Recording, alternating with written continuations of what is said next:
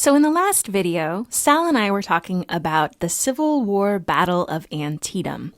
And Antietam took place in Maryland on September 17th, 1862. And just to briefly recap, Antietam was the single bloodiest day in American history. Over 4,000 people died. And Antietam was a signature victory in the Civil War for the North, for Abraham Lincoln and the forces of the United States. And one thing that was really important about Antietam was that Lincoln had been waiting for a Union victory so that he could proclaim the Emancipation Proclamation, which was intended to be a real morale blow to the South, and also a signal to both enslaved people in the South, Northern Republicans who were strongly in favor of abolition, the end of slavery, and also the world, especially Europe, that the Civil War had become a fight to end slavery, not just a fight to keep the Union together. And I mentioned in the last video that there were two reasons why Antietam was so important. The first being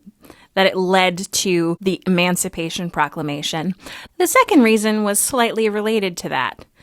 The eyes of the world were really on the United States and on the Civil War at this time. And many people in Europe were trying to decide whether they should intervene in the American Civil War. Now, why would they do this? Well, I think the most important reason that they would do this is because the South of the United States supplied 75% of the world's cotton at the beginning of the Civil War. And so to major industrialized nations, especially the United Kingdom, cotton was the source of their prosperity. They based their economy in part around textile mills. This was what England was known for. During the Civil War, the North blockaded the South, which meant that they used the ships of the Navy to prevent supplies from getting in or crops from getting out of the American South. So if England can't get their cotton crops, they might be in a whole lot of trouble when it comes to textile manufacturing. And in fact, the Confederacy was counting on having the support of Europe in their rebellion against the United States, partly for this reason. Now, there were other reasons why Europe might have intervened on behalf of the South. One of these was that Europe was traditionally a highly classed society, and they had a lot of sympathy for the way that the South did things,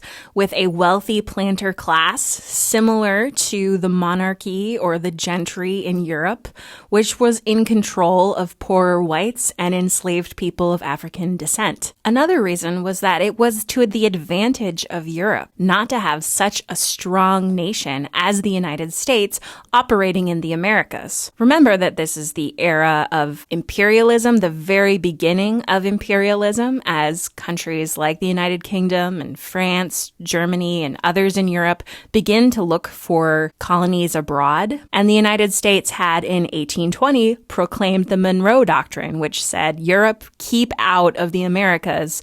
We consider this our area of the world. So dividing what had been the United States into two smaller nations would probably have worked out in their favor. So Europe had maybe social or cultural reasons to join with the South, and also political or perhaps foreign policy reasons to join with the South. Now, the South was really counting on the intervention of a European nation. They thought certainly the United Kingdom would intercede on their behalf. And it looked, especially early in the Civil War, like that might be the case. But when it came down to it, the United Kingdom did not intercede for the South, and there were a few reasons why that happened. One of those reasons was that the South had kind of oversold cotton to England in the years leading up to the Civil War.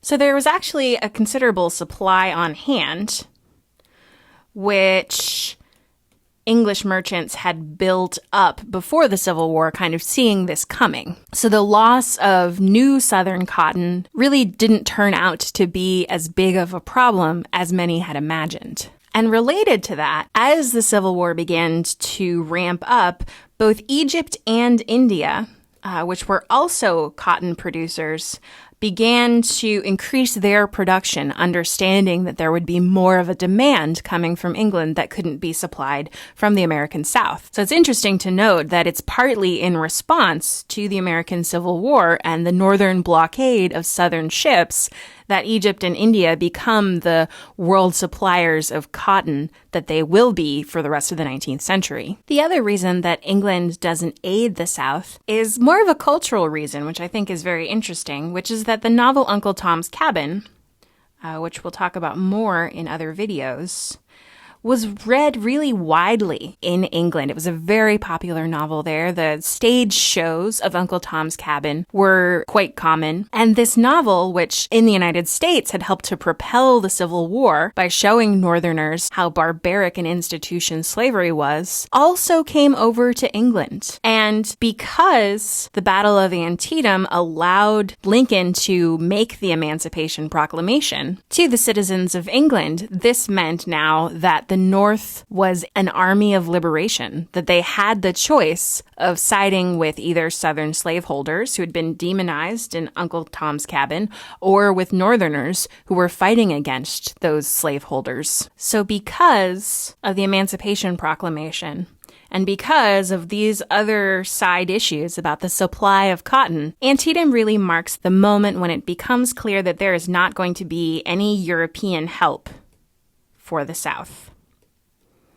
And that's really important because think of the American movement for independence. The reason that the United States won, or at least one reason that the United States won, was because of the intervention of France. The South knew that they needed the help of Europe if they were going to succeed. Had England interceded, it's highly likely that the South may have won the American Civil War, and it would have been a separate nation. After the Battle of Antietam and the Emancipation Proclamation, it became clear that if the South was going to win its independence from the North, it would be doing it on its own.